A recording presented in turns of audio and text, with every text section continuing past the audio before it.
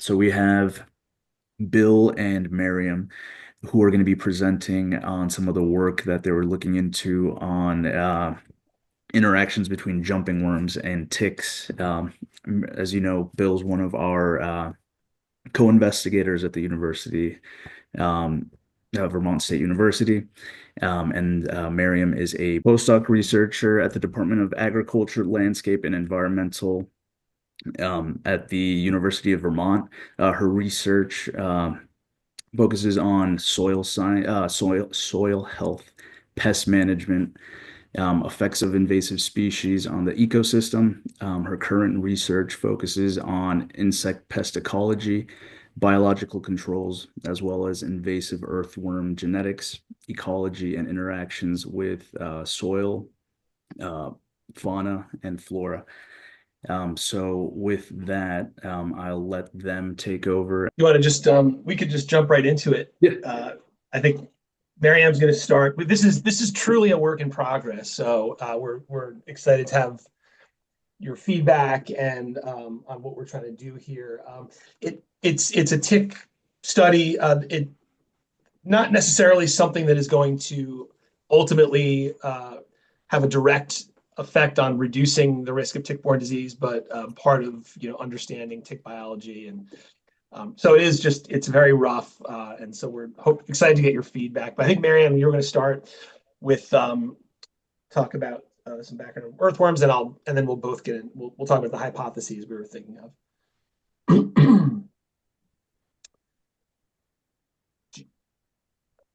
And to share my screen really quickly.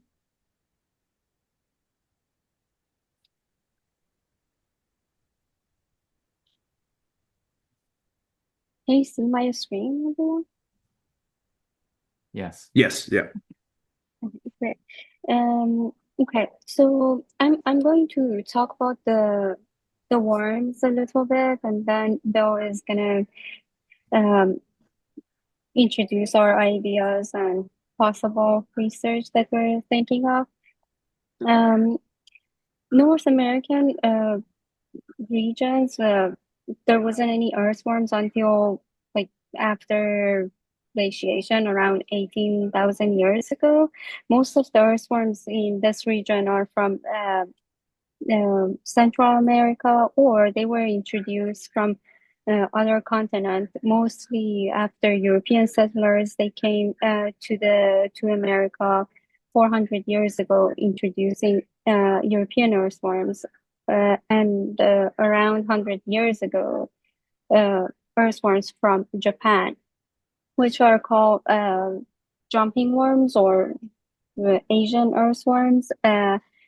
They were introduced to Northeast, probably through the cherry trees that were gifted to the government in DC. So I'm going to talk about the worms a little bit, and then Bill is gonna um, introduce our ideas and possible research that we're thinking of. Um, North American regions, there wasn't any earthworms until like after glaciation around 18,000 years ago. Most of the earthworms in this region are from Central America, or they were introduced from other continents. Mostly after European settlers, they came to America 400 years ago, introducing European earthworms.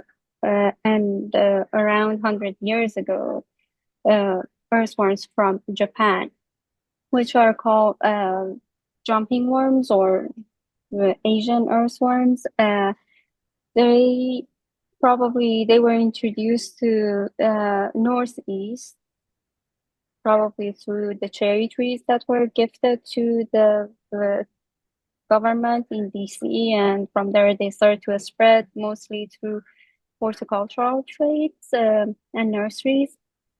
So the problem with these earthworms that are introduced is they change the topsoil layer. Actually, depending on there are three functional group of earthworms. Like some of them, they live only on topsoil. Some are they could go deeper a few inch, and on top they move around between those region. And some of them, like night crawlers, I don't know if you've heard about those. They can dig a few feet deep into the soil, but what they do is they mix the organic layer on topsoil with the mineral layer, and that topsoil is the habitat for a lot of microorganism, arthropod, or like plant seeds. Um, so there would be like usually they increase soil erosion. The soil might become more susceptible to dryness and some like chemical property changes in the soil too. I have to, I apologize for all this background noises. I'm in a conference and I couldn't really find the spot to quiet the spot. So here you can see the three different species of these worms that we have in mostly um, northeast and some in the like northern parts of the US in this map. This is from 4 years ago. Now we have them in many more regions, and they are right now reported in Canada too. So they are moving upward. Uh, we actually are moving them upward um, to higher latitudes. There are other species of Amentus uh, in these regions, but they're not annual species, and their impact is not as highlighted as these three species. They look very similar. They're different in size. They have few features morphological that could help with distinguishing them morphologically when they are adult. And that white ring is the indication that they are adults and they can produce cocoons, which is their reproduction form. And in this picture on the right hand side is like how they change the topsoil into casting and this granule shapes um, by consuming all the leaf litter and mixing it with the topsoil. Here I just wanted to show you like different life stages of these worms. Like those are adults, and here you can see again the white ring. The juveniles are like any other earthworms, and their cocoons are very small. Like this is Amenthus tokiwensis, the smaller species, and those are Amenthus agrestis, which are the medium size, and these are the two, these two are for the larger species, Metaphira hilgendorfi. And, oops, and okay, so here I just wanted to show you like how the cocoons, how small they are, and very difficult to see them in the soil. Um, We have a video that Bill recorded of the worms, like their movement, how to find them in soil, and like their impact uh, while casting their castings. Uh,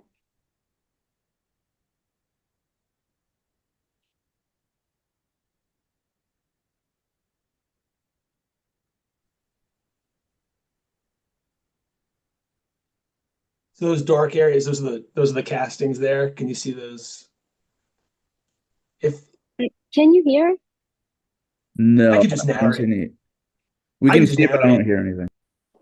You don't hear it? Oh, I could explain what's going on. okay, awesome. Yeah. Yeah, that would be great. And if it's not coming out great, I could always send the link. But that's the soil there, just showing how those are castings. It looks like coffee grounds, right? So that's not what soil should normally look like in a forest. And then there's some worms like, and I just randomly, this wasn't staged. You look anywhere and you can find these worms. This is summer of 2023. And when you what I was trying to do is agitate them, and it might not come out in this because of our connection, but when you watch them move, they move in a snake-like pattern. that's a clue that's a very strong evidence that you have a jumping worm. And so it might not be coming through because of the delay, but it's moving like a snake, which is not how earthworms move. And again, and I could always just share this link with everyone. It'll be easier to see. And so I was just randomly stirring up soil, and everywhere I went in this area, lots of these castings, and easy to find the worms, which are right at the surface. Um, we could probably, and then and that's some barberry right there. This is one of our study sites where we're looking at vegetation. Um, we could probably just stop it there. I think it's the delay is kind of messing up with things. But again, Okay. I could show you, I could send you guys a link and you can just see, or you could find on Google that they move like, oh, and when you pick them up, they'll thrash around.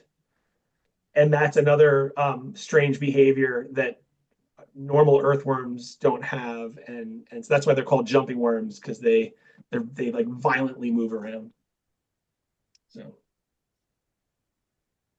Okay. I'm just very quickly, I'm going to give you an overview of their life cycle. Their annual species, so they're overwinter in their cocoon shape. In a spring, they start to hatch around March, April, when temperature is above 10 degrees. And they are juveniles. By June, July, the adult, they become adult and they start to produce cocoon with the first few frosts. Almost all of them, they disappear.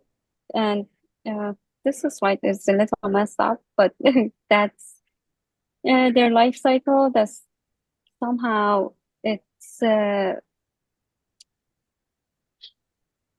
it overlaps with the ticks life cycle too. I think from here, Bill is gonna continue. I'm gonna stop sharing. okay, I will pick it up here. Um,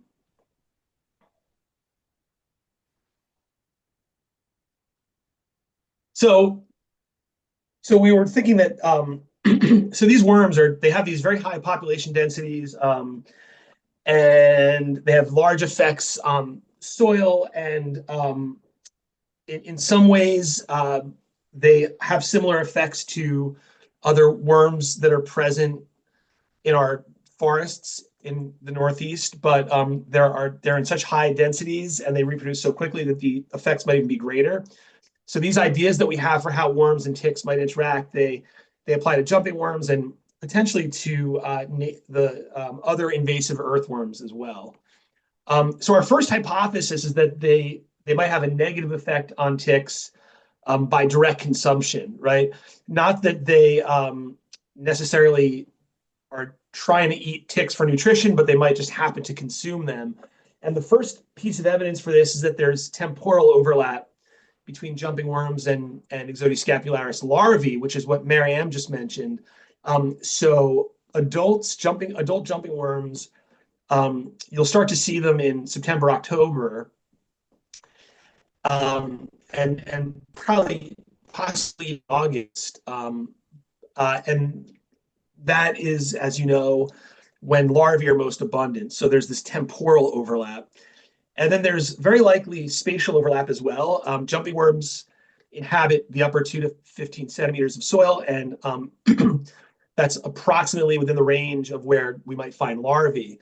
So it seems like if these worms are just plowing through the soil and eating everything, they might just inadvertently be consuming these larvae and reducing their populations. Although perhaps the larvae survive. I have no idea. Maybe the larvae survive and they're just dispersing them, right? So that's one interaction we were hoping to look at. And for this one, we were thinking about maybe a greenhouse experiment where we just mix in a mesocosm, mix some larvae into soil and see if we can find evidence of the worms. The second hypothesis, and this is one that others have looked at, it has to do with this effect of the earthworms on soil. So looking at the left, it's a very dramatic effect where you just have very little, a reduction in litter and a lot of this crumbly soil that is more homogeneous and looks like coffee grounds.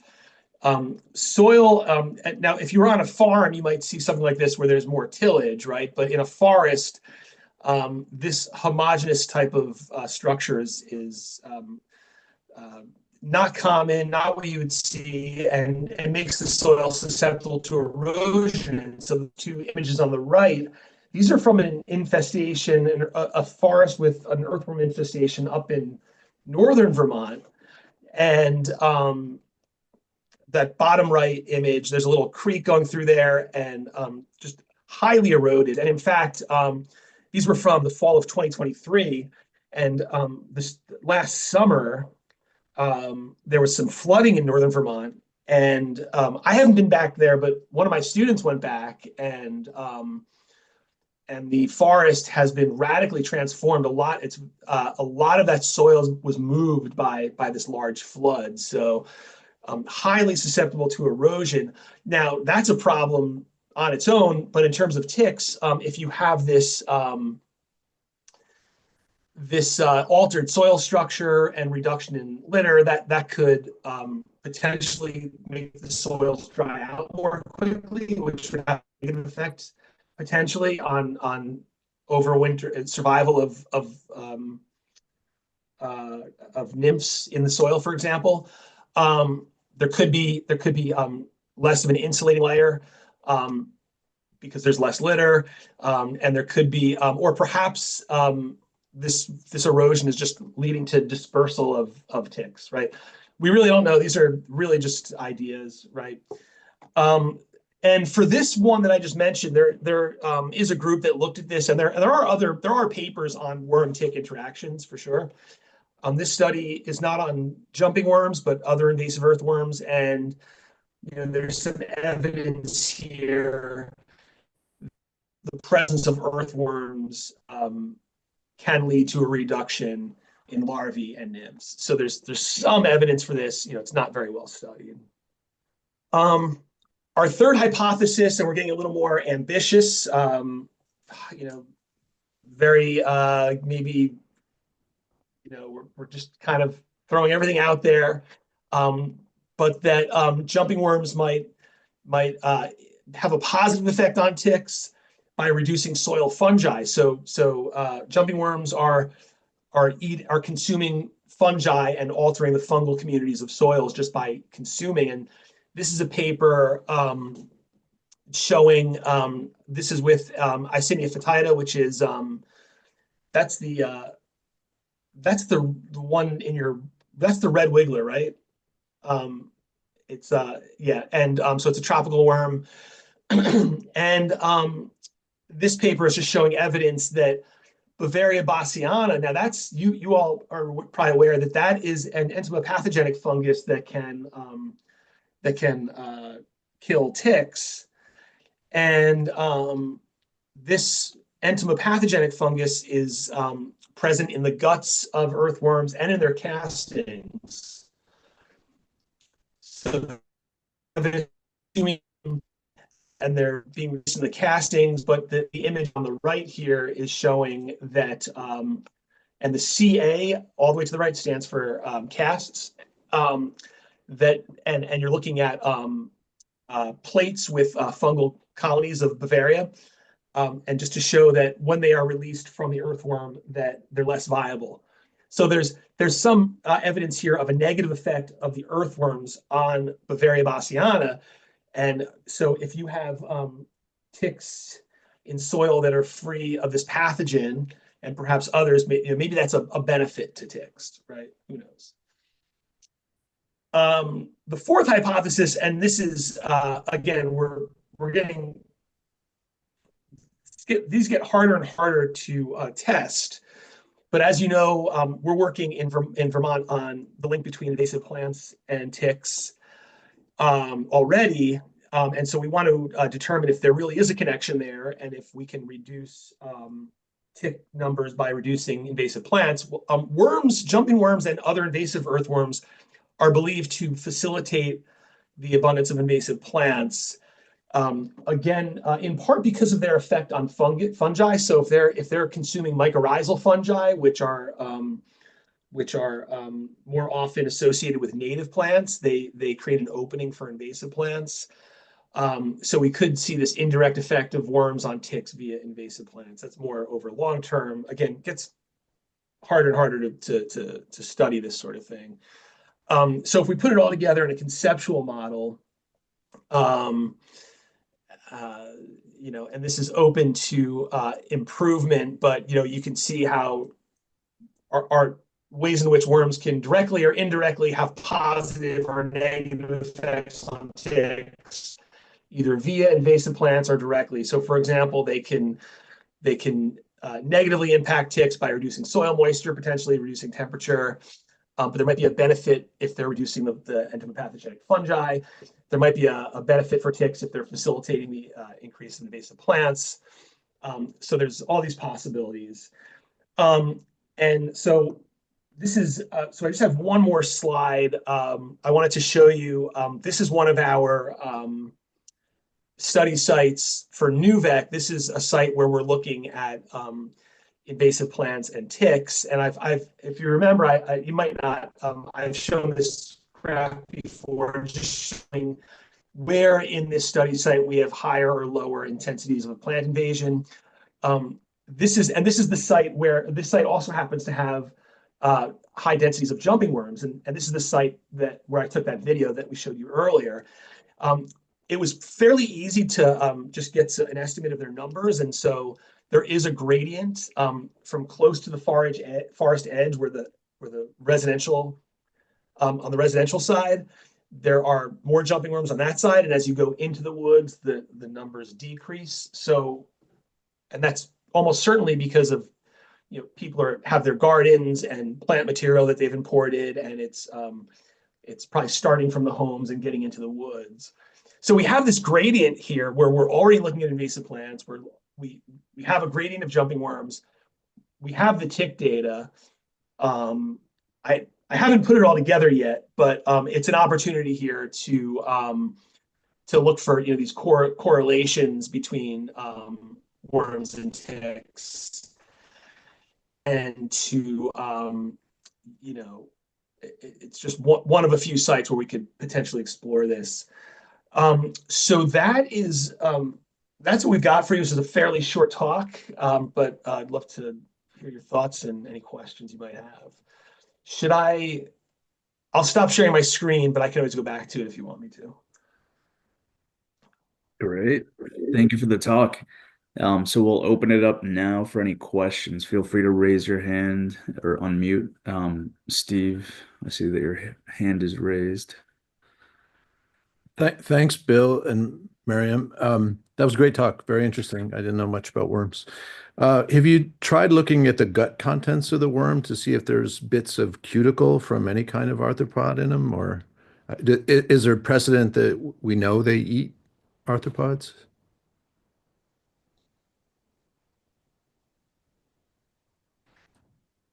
That comes to We haven't. Yeah, that's a great question. We have not, especially with jumping worms, but uh, I've seen that in other papers, like there are some mentions like that worms they might accidentally take like a springtails, digest them, and something like that. But there is nothing on like direct feeding on ticks or other insects. I don't think it's something that people have looked into it specifically. okay. Yeah, that's one of the things we might want to try is mixing them into I guess it would be in a burlap. Well, we talked about that might not work, but so put the worms, soil worms and larvae into a container, let the worms do their thing, and then I would imagine we might want to do something like dissect the gut, the midgut or the foregut of the midgut of the worm, and then do a PCR test to see if the ticks are present. That's how we would do it. But yeah, there's no evidence of this, right? So we don't know if it's actually going to happen. Because you might want to try it with eggs too, because it seems like eggs would be easier to catch for an earthworm than a larva. Oh, of eggs of the tick. Yeah. Yeah. Yeah. Yeah. Okay, yeah, cool. It's a good idea.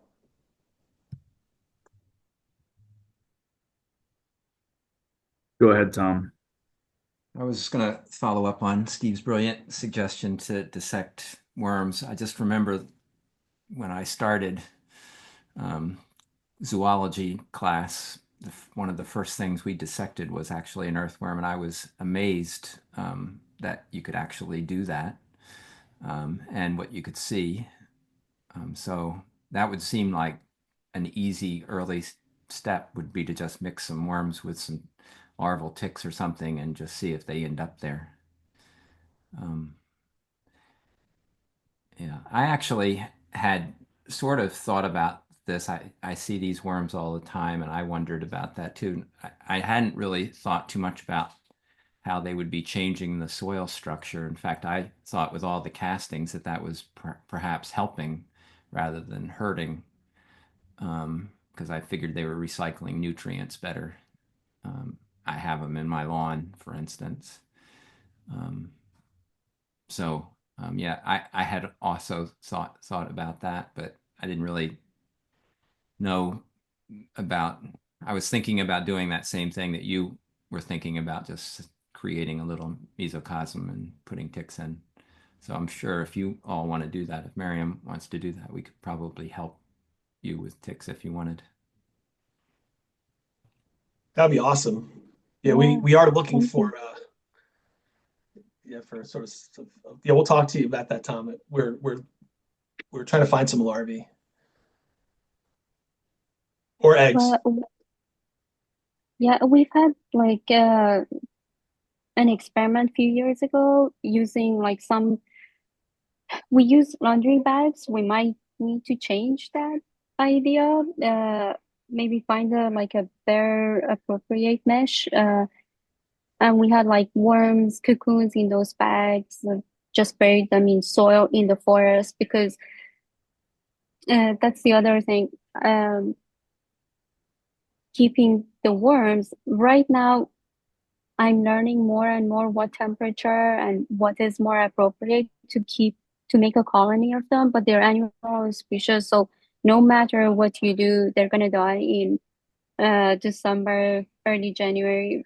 Uh, but I think we could definitely have mesocosm set up in the forest or um, control environment. It's just like the temperature is very important. It seems like it. Um, How deep do they like to go in the soil? so the smaller one is usually on top, like top 2 inches, uh, 4 5 centimeter. That's easier for me to calculate. I, So 2 inches, and I then like inches. okay, and then aggressors is the medium size. It could go maybe a little like 1 inch deeper, and the other one that is the the largest one, Metaphyrothilgendorfi. The name is different, but they're basically from the same clade and family. But that one could dig to like maybe 3 and a half inches. They usually are on top of the soil, but if it like topsoil dries out and there's not much moisture, they just dig deeper. But it's very easy to just find them on top. Um, yeah. And I when just they was are thinking that you juvenile, could mhm, take like a coffee can and cut the top and the bottom off, and if they wouldn't go out from underneath of it, because it's you could bury it 4 inches if that's sort of beyond their normal habitat. Maybe they'd spend some time just in the coffee can being contained, and that would allow you to put ticks like in there. I mean, just as a simple yeah, type of a thing. That way you're not impacting in an inexpensive way. You're not impacting like moisture things because water could penetrate and go down through the cutout bottom of the can and everything. Yeah, that's a good idea. That's actually Uh, as far as I've thought, though. So yeah.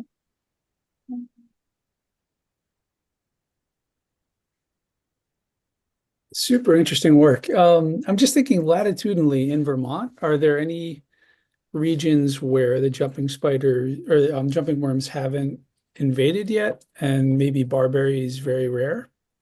If you could maybe try and sort out where the invasion front is to figure out, it just seems like it's going to be really challenging if you have both invasive species coming in and or invasive plant species and then the jumping worms together to tease out which is, contributing most to the other. So I guess the question is, are there regions in Vermont or other northern New England where you could maybe tease out the difference? Well, that's a good point. So, so this worm invasive plant issue goes back to pre-jumping worm, right? So we have other invasive earthworms, right, that have been here for some time. So I wouldn't, if there's a connection between the worms and invasive plants, it's not necessarily, it wasn't started by the jumping worms. So that's a tough one. And we know, But the and other we know, invasive worms impact the soil health as much, or well, yeah, I mean, so they're probably, I'm actually working on this. This is kind of separate, but I have a student working on soil nitrogen analyses, and I think they are probably increasing. They're probably altering the soil nitrogen cycle, and I feel like even more than the other invasive worms. I would. Maryam can correct me if I'm wrong. I would say they're my view as the non-worm expert is that whatever the invasive worms, the first wave we're doing, the jumping worms are doing as well, just times 10, Is that based on like density or just their biology or both? Maybe it's impossible to tease out. I mean, I I should probably just hand this over to Maryam, but they're higher density and higher rates of reproduction, and they're in that surface. Right. Instead of Maybe I getting should into throw this to Maryam. That's my guess, though. Uh, yeah, so with European species that are considered like invasive too, they're not like annual, they're perennial species, so they live a few years in soil and deep in the soil because like they have to survive for freezing during winter, freezing temperatures. Um,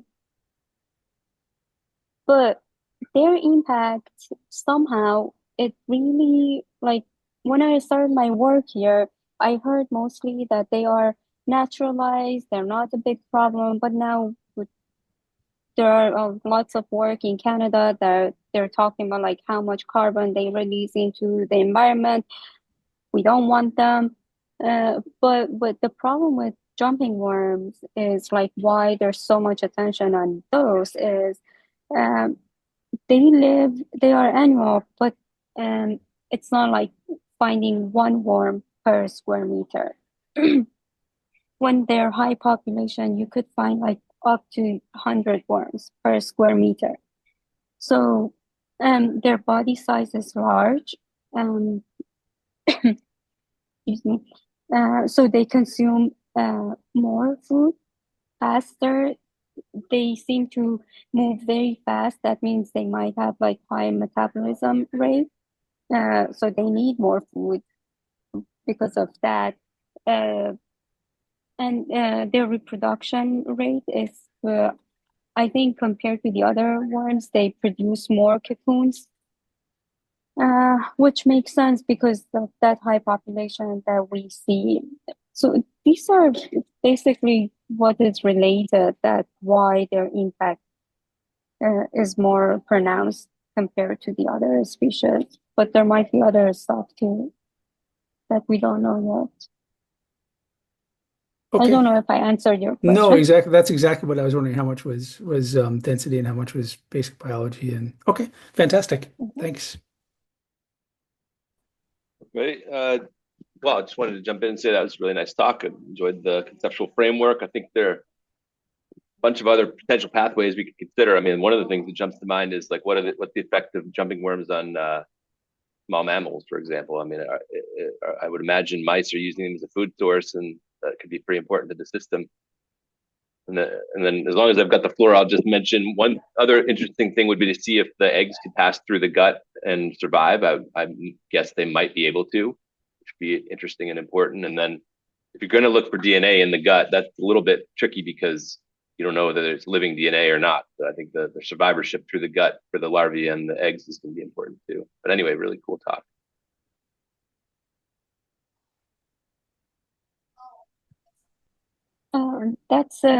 That's a really great point because we actually, I think, when we start to talk about this, we mentioned that we might look into like rodents, how jumping worms population could impact rodent nesting in infested sites by the worms, because if they're the pressure of jumping worms is really high, the casting layer could be deep, like mm, sometimes it's around like 4 or 5 inches deep, depending on the amount of organic material at the site. So if the soil is very loose, I don't think a squirrel like a chipmunk could make burrows into those. So it might have some impacts. There are some studies that they say like they have impacts on ground nesting birds, or so these are the stuff that are really interesting and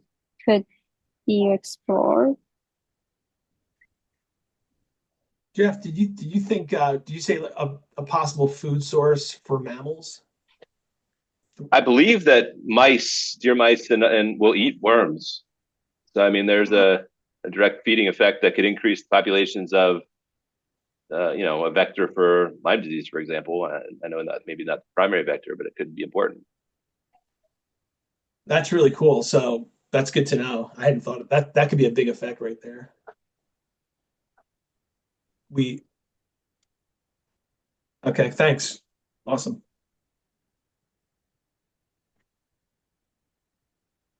I was just going to add, you probably thought of this, but even if you can't demonstrate a causative, impact, positive or negative, it'd be kind of cool just if there's the correlation that, the number of worms you find in a scoop of soil reflects something about the density of the ticks.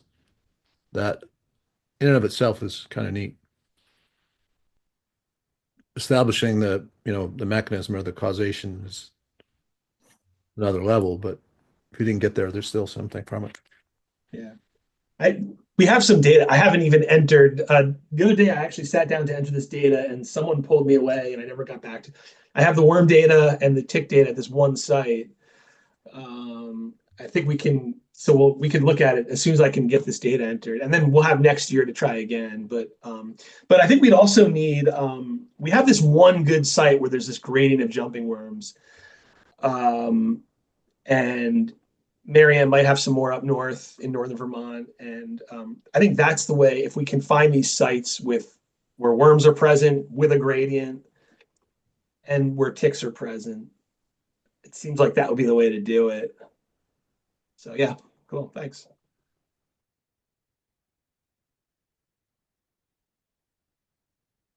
Great. I guess one of my questions would be how do you sample systematically so you can determine a gradient of the worms? Like core samples or? So for when they are in worm shape, we have quadrats that it's like 25 centimeter by 25, which is I think something like 12 inches by 12. Um, and that's for when they are worms. For their cocoons, sometimes uh, it's actually to see if the worms are there or not. It's easier to look at the number of cocoons in soil. And for that, we have soil cores that uh, we take soil samples and like you have to sieve wash the soil and extract the cocoons from it. That's the other. So we usually combine both. First, count the worms and then take some soil samples, see how many cocoons are there. So,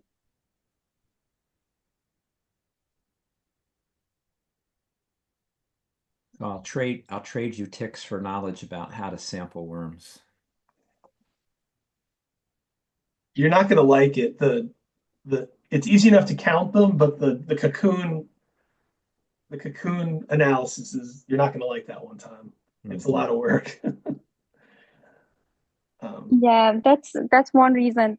There's like if you look into earthworm literature, there's not much about their cocoons because it's it's really time consuming. It can be boring and yeah, laborious.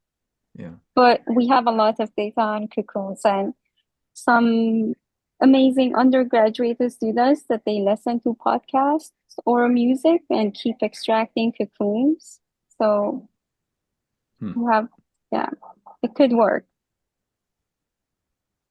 Well, your topic is a little like a deja vu because I had a colleague here who was a soil scientist at URI probably 10 or 11, 12 years ago, and it caused me to think that he was talking about earthworms as well. And we thought about things, but I don't even remember what we thought about at the time. I just remember the topic of earthworms and ticks came up, but yeah, nothing ever got done.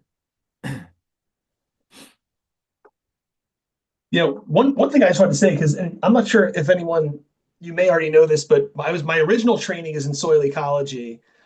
And so when I was out there doing the first year of NUVEC, and I started to realize that there's this issue with jumping worms, and I immediately got so concerned because I love soil and thinking my own garden or just forests in general. And one thing I discovered, and these cocoons are and I think it was already mentioned that they're so resistant to heat, to cold. They can survive the winter. Um, and just more on a general ecological note, if you're not aware, like when you purchase plant material or if you're bringing in wood chips, I made this mistake of taking a pile of wood chips from our town center has a pile where when the road crew cuts down a tree, they chip the tree, and then you can have this free wood chips. That's how these things are spreading in my area, clearly. And as soon as I put these chips down on my property, I realized there were worms, and I pulled them all up. Friends giving you plants, so it's just something to be aware of. Like it's very easy to get these now. I think we're talking to Maryam, and I know I don't want to speak for you, but you ease my concerns a little bit about the effects on gardens. But if you're near some woods, there's a risk of importing these into your woods, and they're really bad for soil and for all sorts of things. So just wanted to mention that outside of the tick issue.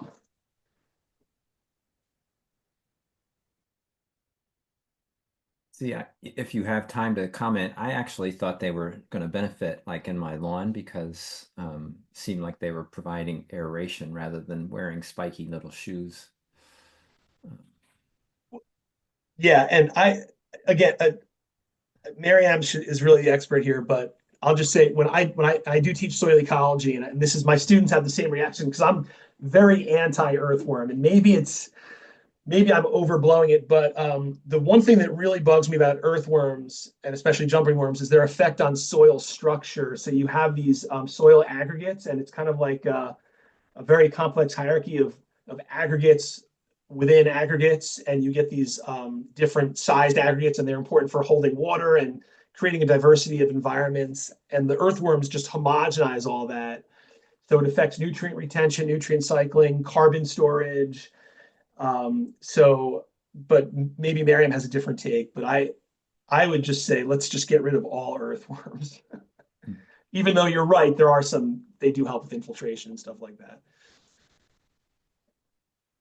Yeah, um so I see a lot of soil ecologists. They That's how I think they think mostly about worms. But to me, I agree, like in the forest, they could be really bad because of the soil erosion and that the top layer that could be habitat for a lot of organisms. In gardens, I haven't seen that detrimental impact. It doesn't mean that, like in long term, we don't know how it's gonna be, maybe in 2 years, but because in the gardens we usually add like nutrient, mulch or compost, you really don't see the negative impact. Most people, they just don't like to see them in their gardens. Uh, but like on plant growth, there's not much. It's actually sometimes they help by providing nutrient. Uh, but still, just because they don't belong here, it's the best to not to have them. That's how I think about them. And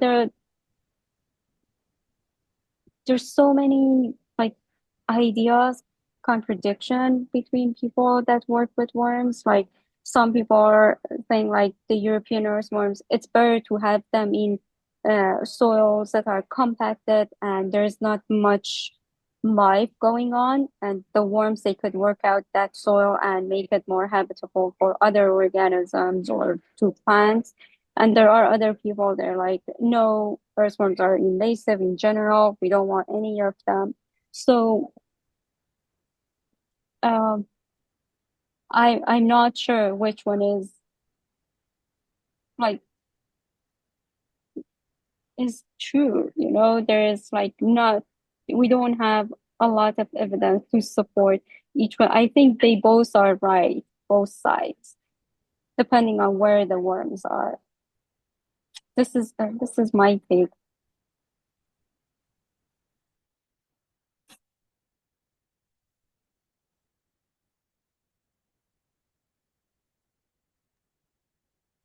Just random, is there any direct competition between the different species of earthworms, or is it just resource limitations? Or do we know? I think there are some people, they work with looking at different species of the earthworms. There are some studies that they show wherever jumping worms are, other earthworms population just reduces. But there are some that they don't really see too much of an impact. Um, it seems like jumping worms, because they live in that really high population, they should outcompete other earthworms.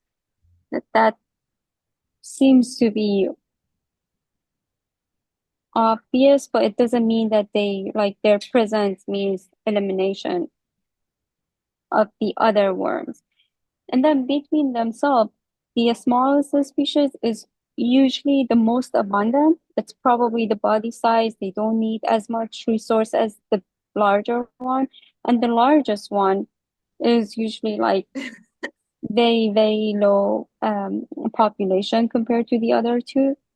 Um, so I think that, yeah, that resource consumption and need is really the key of the competition for the worms.